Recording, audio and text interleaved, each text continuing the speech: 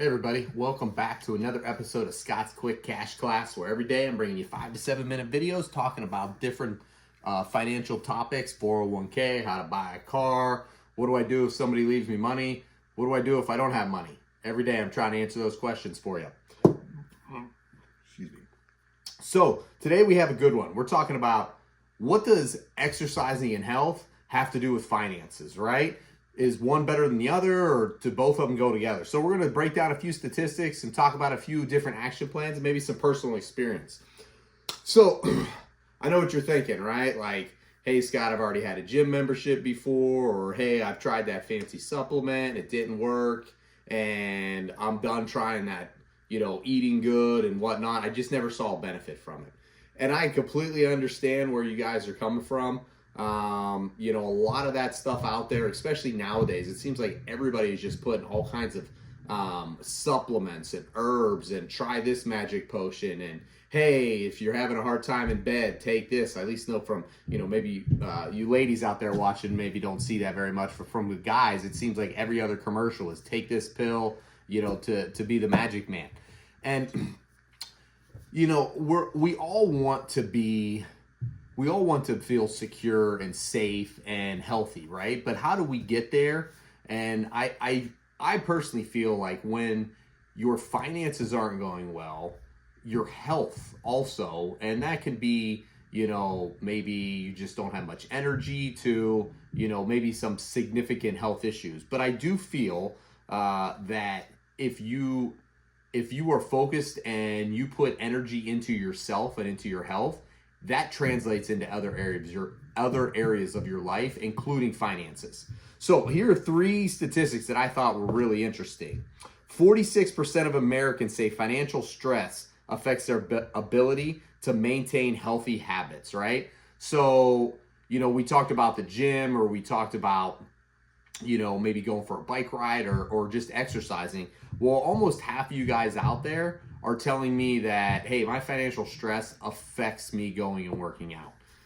And that's, or just even healthy habits. Maybe that's just, eating good food, things like that. Second, low income adults are a third less likely to engage in physical activity.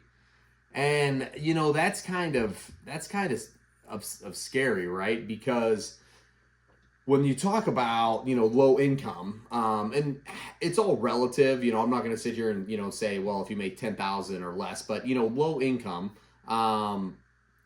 that they're less likely to engage, right? And so you have to ask yourself, well, if that's the case and I don't want to be low income, if I start exercising, that's one thing that you're going to be doing different than low income individuals. Third, financial insecurity is linked to a 1.6 times higher risk of chronic illness. So that could be, and I'm not saying that it's directly linked, but what I'm just using examples, maybe you have chronic back pain, right? Maybe you're not eating as healthy as you should and there's some internal things going on. So think about that. And I really challenge you, especially, the younger folks that are out there listening, right? You guys have a chance to maybe not start or continue some bad habits that you might already have, or maybe that, your parents or, older family members have, right? You guys have a chance right now to put some good habits into place. Because let me tell you, when you hit 40 years old, I'm 45, when you start hitting that middle age and then even older, your health is so much more important, because you can have all the great ideas you want, but if you physically don't have the energy or the stamina, or even, the health to even get out of bed and go do a job, if you don't have any of those, then all that other stuff is for naught. So I really want to encourage you to make sure that you're putting as much energy into your physical health as you do other things. So here are 3 things that we can do to get that ball going in the right direction. 1, set a 10% health spending floor. A minimum budget line always protects health-related expenses, right? And so that could be just, maybe you have an issue that you haven't gone to the doctor, right? Because you're like, I don't want to pay that copay, or I don't have, money to do that. But that could be preventing you from becoming healthy and having more energy, right? So give yourself a budget for health, right? Whether that's a gym budget, a supplement budget. And I can tell you this, a little bit of prevention is worth a pound of cure, right? Because if you take care of yourself, then you're a lot less likely to get sick. Two, batch cheap, healthy made meals every Sunday or whatever day of the week so that you can plan your diet out. And I struggle with this really badly. My wife and kids do a great job. She plans for the week. My schedule's a little bit different. Plus, I just don't eat at the same times that they do.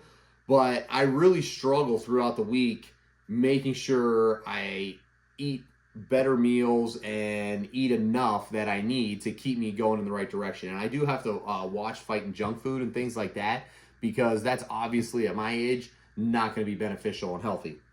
And then the third thing, I really like this one: walk 20 minutes daily while listening to personal finance podcasts. You're hitting a twofer there, right? You're getting a little physical exercise in, and then you're also getting some mental exercise in. Put me in, click my playlist, and you can hear a bunch of topics. But on a serious note, learn new skills. And it doesn't have to just be about finance. Maybe it's, learn a new language or learn something else. But double dip when you do that. Don't put on your favorite show and be like, hey, I'm going to just watch this. Put on something that's actually going to make you grow as a person, right? Whether that's in health field or that's in the finance field.